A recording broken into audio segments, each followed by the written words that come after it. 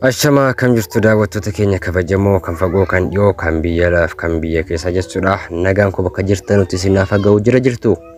Hirra deebi'uudhaan baga nagaan gara YouTube kootii dhuftanii kun YouTube keessan kan odeeffannoo adda addaa isiniif dabarsuudha jechuudha. Maarree namoonni haaraa taatan hanga jawwanaatti subscribe godhiyoo jiraattan subscribe nuuf gochuudhaan odeeffannoolee adda addaa asirratti gadhiifamuu daawwadhaa. Akkasumas viidiyoo like gochuu hin dagatinaa. Yaada qabdunas komentii jalatti na barreessaa isiniin jedha. Egaa yeroo hedduu asirratti waan isin fayyadu jedhee amane jechuudha. Waan akkasumas namoonni biyya alaa jiran shamaras ta'ee dhiira baruu barbaadan informationii adda addaa jechuudha. YouTube kanarratti kan inni dabarsaa jirudha jechuudha. Yoo YouTube koo jala ol deemtan bakka viidiyoo yoo seentan jechuudha waan baay'ee jira, gatii meeshaalee adda addaa jira, informationii adda addaatu jira jechuudha. Kanaaf arras viidiyoo haaraadhaan dhufeetiin jira. Mana bolokkeettiin ijaaruudha jechuudha. Akkasumas gatiin bolokkeettii hoo meeqa akka jiru jechuudha. Akkuma beektanu biyya keenya keessatti wanti hundi yeroodhaa gara yerootti baay'ee dabalee jira jechuudha. Mana bolokkeettiin ijaaruu fi maallaqa guddaa isin gaafachuu danda'a. Yeroo ammaa kana gatiin bolokkeettii tokko jechuudha. Gatiin bolokkeettii tokko birrii 40 galee jira. Adda baafadhaa beekaa jechuudha. Gatiin bolokkeettii yeroo namni odeeffannoo qulqulluu akkasii isiniif kennee ofsaan dhaggeeffadhaatii itti fayyadama. Akkuma beekamu ijoolleen baay'een odeeffannoolee akkasii odeeffannoo qulqulluu ta'e argachuu dhabuudhaaf baay'ee rakkatu nin beeka jechuudha. Maaliif kan maatiidhaan sobamu jira. Maatii fakkeenyaaf waan tokko yoo 200 bitee yeroo 400 binni jedhamutu jira jechuudha. Kanaaf ani YouTube kanarratti odeeffannoo qulqulluun isiniif dhiyeessa jechuudha. Isin viidiyoo yeroo dhaggeeffatan like godhaa akkasumas yaada keessan naa qoodaa jajjabeessaa isiniin jedha.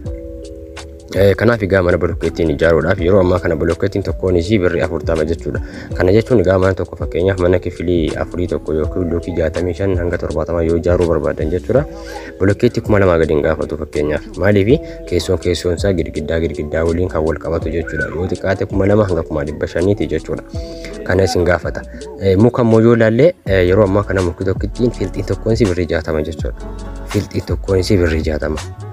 Dagaleessa maal saamale jechuudha. Saragallaasaa kan ciisaa malee filxiin tokkoon isii jechuudha birrii 60 gurguramaa jira. Garaagarummaa hedduutu jira. Inni kun bolokkeettiin birrii 40 ta'uu malee wacii waan hundaa waliin bolokkeettuma caala. Bolokkeettiin ijaaruutu irra fagaata jechuudha.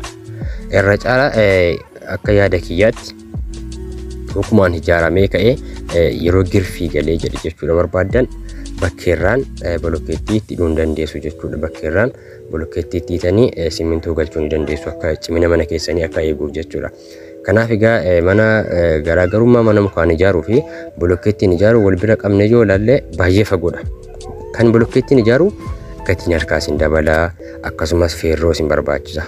Dirqama bolokkeettiin zim jedhamee noormaalii waan ijaaramneef feerroon tokkoon isii yeroo ammaa kana jechuudha. Birrii 1250 jechuudha. Feerroon fireen tokkoon isii. Kana jechuun egaa mana bolokkeettii yoo ijaartanii darbee mitiriidhaan yookaan mitirii lamaan feerroon dirqama dhaabbata jechuudha. Feerroon dirqama dhaabbata. Maaliif cimina mana sanaa eega jechuudha. Kanaaf egaa bolokkeettii mana ijaaruun gatii baay'ee isin gaafachuu danda'a jechuudha. Kanaaf daawwattoota keenya viidiyoo kana akka itti gammaddan akkasumas akkasitti toluu abdiitiin qaba. Yaada biraa yoo qabaattan komentii jalatti naa barreessaa. Viidiyootti hanuutammootu jiipsamii yookaan kornisii kan isinitti himutaa jechuudha. Kornisii hojjechiisuuf akkasumas kornisii pilaastikii gatiin isaa meeqa akka ta'e jechuudha.